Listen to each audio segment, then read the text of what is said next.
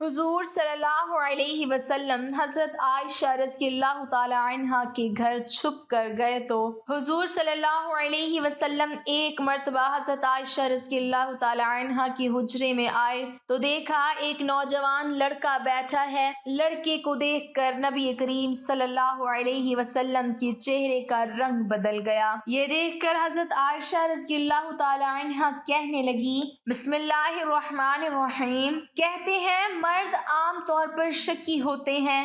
شک کا ایک بڑا سبب عادت و مزاج ہوتا ہے۔ چنانچہ کچھ مرد اپنی بیویوں پر بلا جواز شک کرتے ہیں اور ان پر کڑی نگاہ رکھنا اپنا فرض سمجھتے ہیں۔ وہ انہیں ایک ایسے پولیس مین کی نگاہ سے دیکھتے ہیں جو ہر شخص کو مجرم سمجھتا ہے۔ ایسے شوہر اپنی بیوی کو مجرم گردانتے اور ہر دوسرے دن اس پہ یہ توقع کرتے ہیں کہ وہ اپنی عفت کا ثبوت پیش کرے۔ حضرت ابو ہریرہ رضی اللہ تعالی عنہ بیان کرتے ہیں کہ رسول اللہ صلی اللہ علیہ وسلم نے فرمایا، ایمان کے لحاظ سے مومنوں میں سے اکمل وہ ہیں جو ان میں سے اخلاق کے اعتبار سے بہت عمدہ ہیں، اور تم میں سے اچھے لوگ وہ ہیں جو اپنی عورتوں کے لیے بہتر ہیں۔ جب آپ صلی اللہ علیہ وسلم مدینہ طیبہ میں ہوتے تو روزانہ عصر کے بعد تمام ازواج مطہرات رضی اللہ تعالی عنہما کے پاس تشریف لے جاتے اور ہر ایک کی ضرورت معلوم کر کے اس کی تکمیل فرماتے۔ جب سفر پر روانہ ہوتے تو ازواج مطہرات رضی اللہ تعالی عنہم کے درمیان قرآن اندازی فرماتے، جس کا نام نکل آتا اسے ساتھ لے جاتے۔ قرآن پاک میں اللہ تعالیٰ نے کسی عورت کا نام نہیں لیا، صرف حضرت مریم علیہ السلام کا نام لیا ہے۔ اس کی بھی خاص وجہ تھی کہ حضرت عیسیٰ علیہ السلام کے والد کوئی نہیں تھے، اسی لیے ان کو ماں کی جانب سے مخاطب کیا گیا۔ دین اسلام سب سے غیرت مند ہے، اسی لیے قرآن میں کسی عورت کا نام نہیں۔ ایک حدیث میں آتا ہے کہ اللہ تعالیٰ سب سے زیادہ غیرت والے ہیں، اس کے بعد میں سب سے زیادہ غیرت والا ہوں، اور مومن بھی غیرت مند ہوتا ہے۔ قرآن میں آتا ہے کہ اے پیغمبر اپنی بیویوں، بیٹیوں اور مسلمانوں کی عورتوں کو حکم دیجئے کہ وہ اپنے اوپر عاجزی لٹکا کر رکھیں۔ میں نے اپنی زندگی میں ایسی عورتوں کو دیکھا ہے کہ جو جینز شرٹ پہنتی ہیں آفس میں مگر نماز کی پابند ہیں، ایک لمبی چادر لے کر نماز شروع کر دیتی ہیں، اور ایسی عورتیں بھی دیکھی ہیں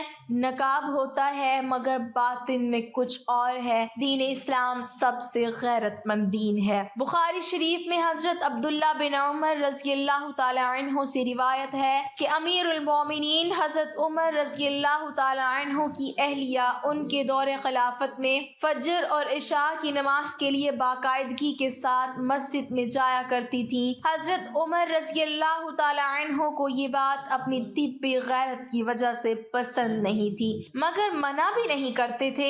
اس کی وجہ حضرت عبداللہ بن عمر رضی اللہ تعالی عنہ یہ بیان کرتے ہیں کہ جناب نبی صلی اللہ علیہ وسلم نے ارشاد فرمایا کہ عورتوں کو مسجد میں جانے سے نہ روکا کرو، اس لیے حضرت عمر رضی اللہ تعالی عنہ پسند نہ ہونے کے باوجود اپنی اہلیہ کو مسجد میں جانے سے نہیں روکتے تھے۔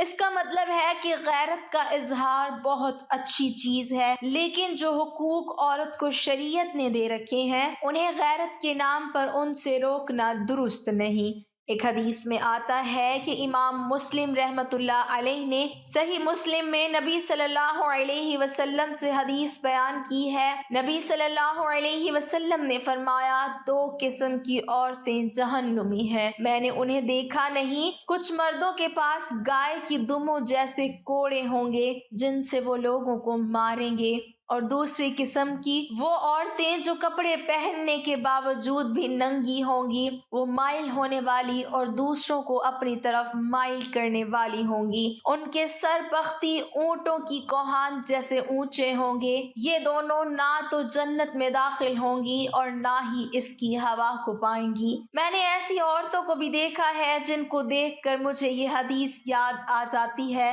خاص طور پر سوشل میڈیا پر ایسی عورتیں جن کو مشہور ہونے کا شوق ہے بلکہ جنون ہے۔ ایک حدیث پڑھیے، حضرت عبداللہ بن عمر رضی اللہ تعالی عنہ سے روایت ہے کہ رسول اللہ صلی اللہ علیہ وسلم نے ارشاد فرمایا، جو شخص دنیا میں نمائش اور شہرت کا لباس پہنے گا اسے قیامت کے دن ذلت اور رسوائی کا لباس پہنایا جائے گا، پھر اس میں آگ بھڑکا دے گا۔ سوشل میڈیا کو اپنے علم میں اضافے کے لیے استعمال کریں، یہ الادین کا چراغ ہے، اور اس طرح کے ہزاروں سائنسی گروپ ہیں اور لاکھوں اسلامی پیجز وغیرہ، ان پر جا کر سائنسی تحریر پڑھیں اور اپنی زندگی با مقصد بنائیں، کیونکہ جو باتیں کتب میں نہیں مل سکتی وہ ان گروپس میں مل جائیں گی۔ ان جگہوں سے کبھی ٹک ٹاک یا کسی بھی جگہ مشہور ہونے کا خیال آئے تو اوپر والی حدیث کو نہ بھولنا۔ غیرت کا تعلق مرد اور عورت دونوں سے ہے۔ اسلام نے دونوں کا یہ حق مساوی تسلیم کیا ہے کہ اگر دوسرا فریق ان کے خاص حق میں دوسرے کو شریک کرتا ہے تو اس پر غصے کا اظہار کریں اور احتجاج کریں۔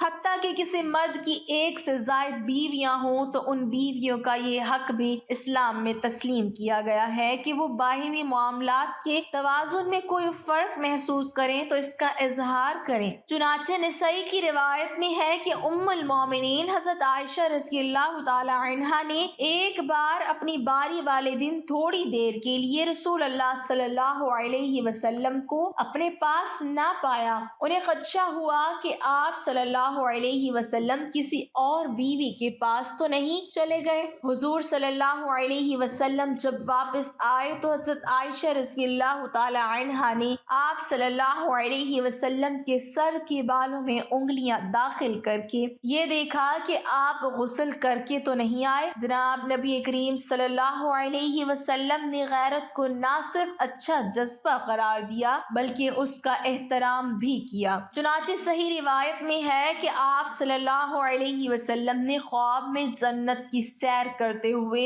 حضرت عمر رضی اللہ تعالی عنہ کا محل دیکھا اور اس میں داخل ہونا چاہا، مگر کونے میں ایک خوبصورت خاتون کو وضو کرتے دیکھ کر رک گئے اور محل کے اندر نہیں گئے۔ اس کی وجہ یہ بیان فرمائی کہ مجھے حضرت عمر رضی اللہ تعالی عنہ کی غیرت کا خیال آ گیا تھا۔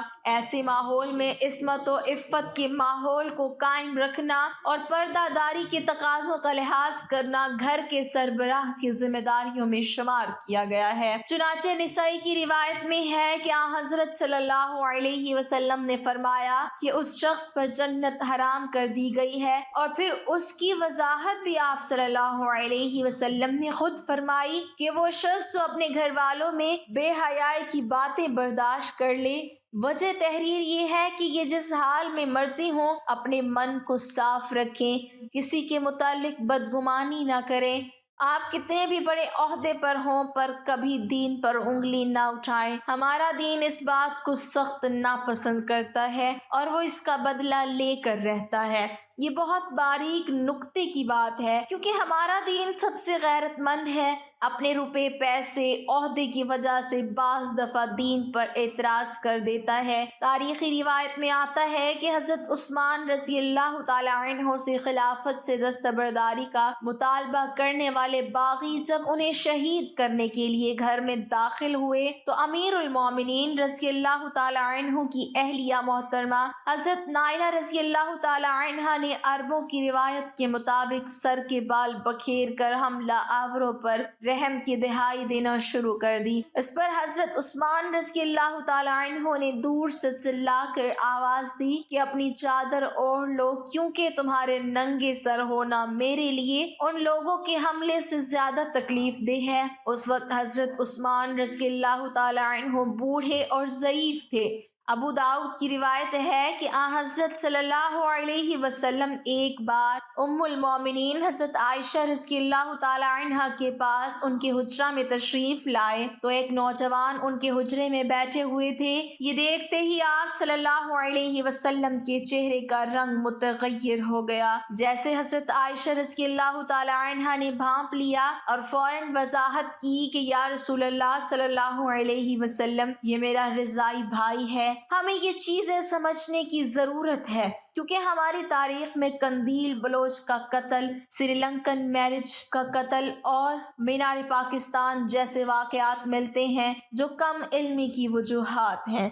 غیرت کے نام پر نہ قانون کو ہاتھ لینے کی اجازت ہے اور نہ ہی عورتوں کو ان کے شرعی حقوق سے محروم کر دینے کا کوئی جواز ہے۔ اللہ تعالی ہمیں دین کی مکمل سمجھ نصیب فرمائے اور ہمیں نیکوکاروں میں شامل کرے، آمین۔ ناظرین، کمنٹ باکس میں اللہ تعالیٰ کے 99 ناموں میں سے ایک نام ضرور ٹائپ کریں۔